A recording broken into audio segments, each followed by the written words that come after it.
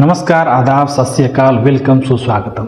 आई media के social media platform पर आपका स्वागत है। आज चर्चा फिजी की। दुनिया में कई ऐसी जगह हैं जिनकी फिजा में रोमानियत है, जहाँ की हर बात में एक खुशनुमा एहसास है। ऐसा ही एक देश है फिजी। फिजी को प्रकृति ने ऐसी ही प्राकृतिक खूबसूरती भेंट की है।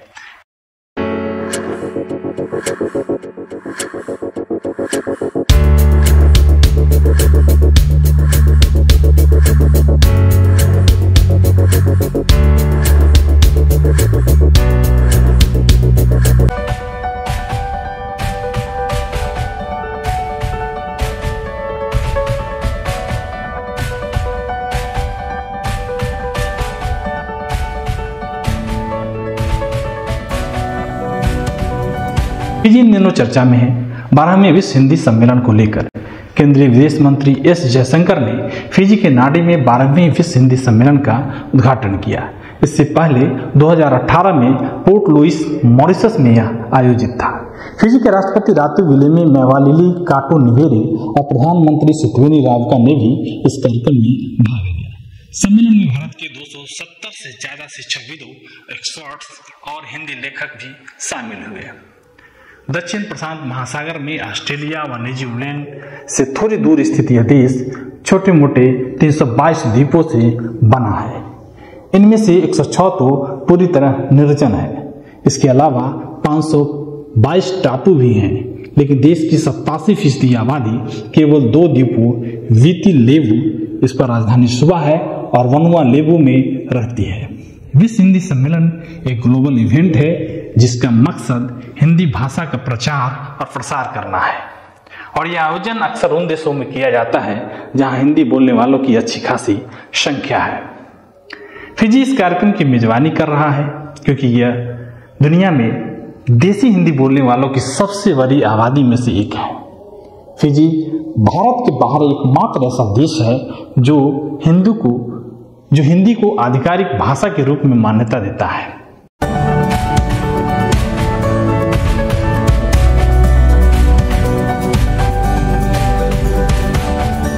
फिजी में हिंदी भाषी आबादी इतनी बड़ी है कि 140 साल पहले भारत के हिंदी भाषी क्षेत्र से गिरमिटिया श्रमिकों को द्वीपों पर गन्ने की खेती में काम करने के लिए भेजा गया था। फिजी न्यूजीलैंड के उत्तर में लगभग 2000 किलोमीटर की दूरी पर है। गिरमिटिया या जहाजी कहे जाने वाले इन लोगों ने हिंदी की अलग अलग बोलियां बोली, लेकिन फिर भी हिंदी को एक सामान्य भाषा और सांस्कृतिक लंगर के रूप में पाया। लगभग 61,000 गिरमिटिया फिजी भेजे गए थे। उनमें से कई 1920 में अपना कॉन्ट्रैक्ट खत्म होने के आखिर में स्वदेश लौट गए। बड़ी संख्या में अब भी भारतीय वहीं रहते हैं। ये इन श्रमिकों के वंशज हैं जिन्होंने हिंदी को न केवल फिजी बल्कि मॉरिशस, दक्षिण अफ्रीका और त्रिनिदाद और टोबैगो, गुयाना और सुरिनाम के कैरिबियाई देशों में फैलाने में मदद की। आज फिजी हिंदी, जिसे फिजियन हिंदुस्तानी के रूप में भी जाना जाता है, उसका अनुमान है कि द्वीप की लगभग 40% आबादी में बोली जाती है। फिजी भारत के बाहर एकमात्र ऐसा देश है जिसने हिंदी को आधिकारिक भाषा के रूप में मान्यता दी है। गिरमिटिया मजदूर लगभग 180 साल पुराना जख्म है जो अंग्रेजों से हमें मिला है। वैसे तो बहुत से जख्म अंग्रेजों ने दिए हैं, लेकिन गिरमिटिया मजदूरों की कहानी को हम चाहकर भी नजरअंदाज नहीं कर सकते हैं। दरअसल जो भारतीय मॉरिशस में गिरमिटिया मजदूर बनकर गए थे, वो आज वहां मालिक बन गए हैं। मॉरिशस के निर्माण का श्रेय गिरमिटिया मजदूरों को दिया जाता है।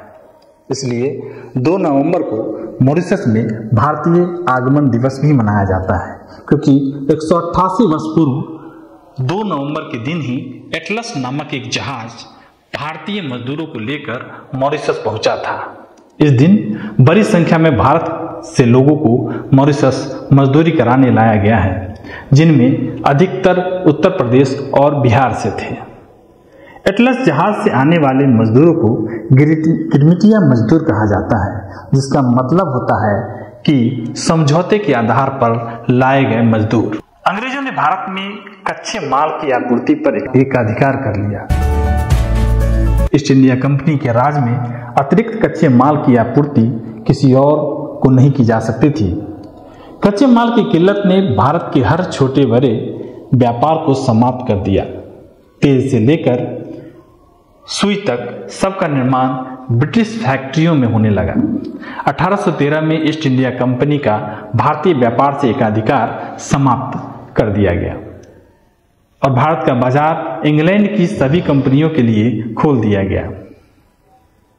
कम शब्दों में कहे तो भारत की लूट के लिए ब्रिटेन की हर कंपनी को लाइसेंस मिल गया था। 1818 में मराठा साम्राज्य के अंतिम भारतीय शासक को अंग्रेजों ने परास्त कर दिया। 1833 के चार्टर्ड एक्ट में कंपनी के अंतिम व्यापारिक अधिकार भी खत्म कर दिए गए। दूसरी ओर दुनिया भर में फैले उपनिवेशों पर अब चाय, नील, कॉफी, चावल और गन्ने के उत्पादन जैसे महत्वपूर्ण क्षेत्र के लिए श्रमिकों की आवश्यकता थी। वहीं भारत से कच्चे माल के साथ अब श्रम का निर्यात भी शुरू होने लगा था। उद्योगों का व्यापार चौपट होने के बाद अब भारतीयों के पास केवल दो विकल्प थे। पहला था कि लोग खेती करें, लेकिन भारत में उद्योग बहुत विस्तृत था। सभी जातियों का अपना अपना व्यापार था। वहीं ब्रिटिश राज में व्यापार पूरी तरह ध्वस्त हो चुका था। अब इतने लोगों के लिए रोजगार का आधार केवल कृषि बचा था। ऐसे में खेती पर अत्यधिक दबाव बना हुआ था। स्थिति भयावह होती जा रही थी। 1833 में दास प्रथा उन्मूलन कानून खत्म हुआ और दास व्यापार बंद हो गया, लेकिन श्रमिकों की आवश्यकता समाप्त नहीं हुई। भारतीयों के पास कोई कार्य नहीं था। वहीं दूसरे विकल्प के तौर पर अंग्रेजों ने भारतीयों को श्रमिक के रूप में विदेशों में कार्य करने का प्रस्ताव दिया और यहीं से शुरू हुआ अनुबंध श्रम या परमिट सिस्टम। इसी परमिट वाले श्रमिक को आम बोलचाल में परमिटिया और फिर गिरमिटिया कहा गया। जहाज से विदेश जाने पर इनको झरिया नाम से भी पुकारा जाने लगा। गिरमिटिया मजदूरों को कैरेबियाई द्वीपों, दक्षिण अमेरिका के देशों सहित मॉरिशस, फिजी आदि स्थानों पर भेजा गया। यहाँ यह जानने की गुलामी और गिरमिटिया में अंतर होता है। पैसे चुकाने के बाद भी गुलाम मुक्त नहीं होता था। वहीं गिरमिटियों को समझौते के तहत 5 साल बाद छूटने की आजादी तो थी, परंतु यहाँ समस्या यह होती थी कि उनके पास भारत वापस लौटने के पैसे तक नहीं होते थे। इस कारण उन्हें मजबूरन वहां रुकना पड़ा।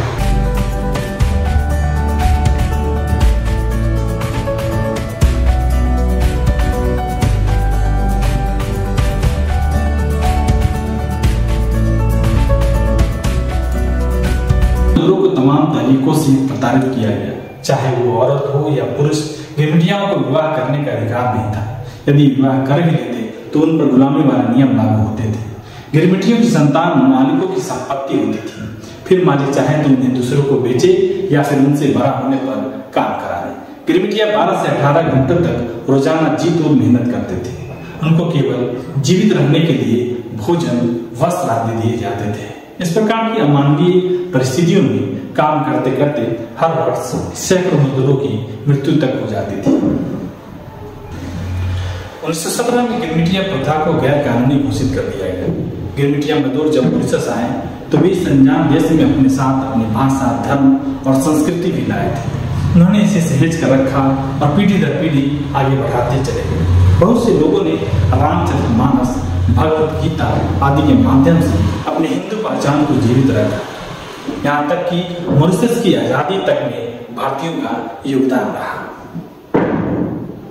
भारतीय मूल के सर शिवसागर राम गुलाम की अगुवाई में ही मॉरिशस को 1968 में आजादी मिली थी। तो कुल मिलाकर देखा जाए तो मॉरिशस की आजादी से उसके विकास तक में भारतीयों ने अपना अमूल्य योगदान दिया है। यही वजह है कि जिस देश में भारतीय मजदूर बनकर गए थे उस देश में आज भी वही भारतीय मालिक बन गए हैं। भारतीयों ने विदेश में एक और भारत का निर्माण किया है।